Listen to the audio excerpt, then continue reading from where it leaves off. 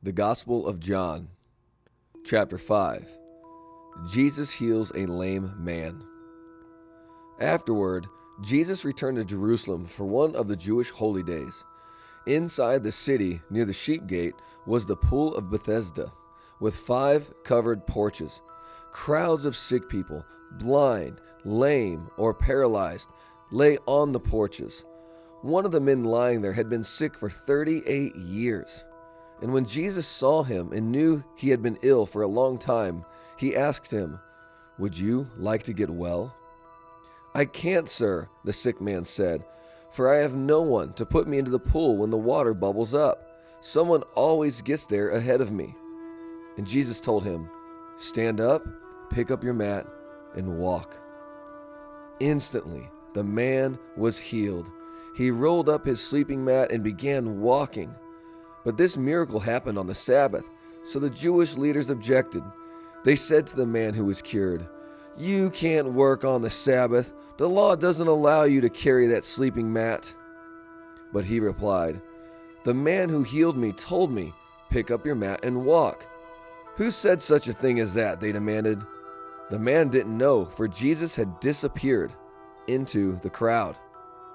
But afterwards, Jesus found him in the temple and told him, "Now you are well, so stop sinning, or something even worse may happen to you." Then the man went and told the Jewish leaders that it was Jesus who had healed him. John, chapter 5, verse 16. Jesus claims to be the Son of God. So the Jewish leaders began harassing Jesus for breaking the Sabbath rules. But Jesus replied, "My Father is always working, and so am I."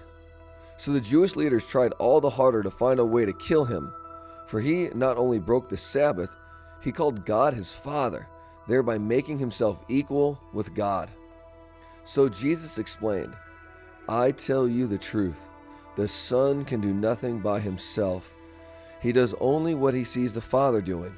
Whatever the Father does, the Son also does. For the Father loves the Son and shows him everything he is doing. In fact, the Father will show him how to do even greater works than healing this man. Then you will truly be astonished.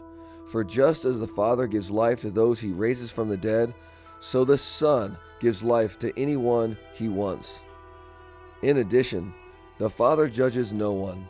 Instead, he has given the Son absolute authority to judge, so that everyone will honor the Son just as they honor the Father.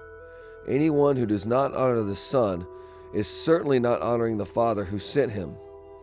I tell you the truth, those who listen to my message and believe in God who sent me have eternal life. They will never be condemned for their sins, but they have already passed from death into life. And I assure you that the time is coming, indeed it is here now, when the dead will hear my voice, the voice of the Son of God, and those who listen will live. The Father has life in himself, and he has granted that same life-giving power to his Son. And he has given him authority to judge everyone because he is the Son of Man. Don't be so surprised. Indeed, the time is coming when all the dead in their graves will hear the voice of God's Son, and they will rise again. Those who have done good will rise to experience eternal life, and those who continued in evil will rise to experience judgment. I can do nothing on my own. I judge as God tells me. Therefore, my judgment is just, because I carry out the will of the one who sent me, not my own will. John, chapter 5, verse 31. Witnesses to Jesus.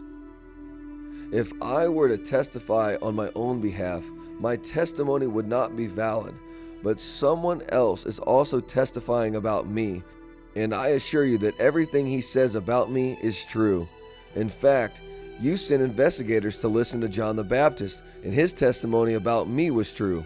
Of course, I have no need of human witnesses, but I say these things so that you might be saved. John was like a burning and shining lamp, and you were excited for a while about his message. But I have a greater witness than John, my teachings and my miracles. The Father gave me these works to accomplish, and they prove that he sent me. And the Father who sent me has testified about me himself.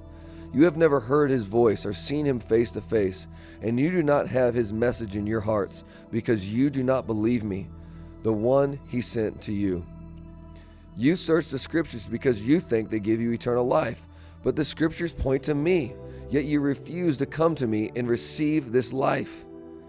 Your approval means nothing to me, because I know you don't have God's love within you.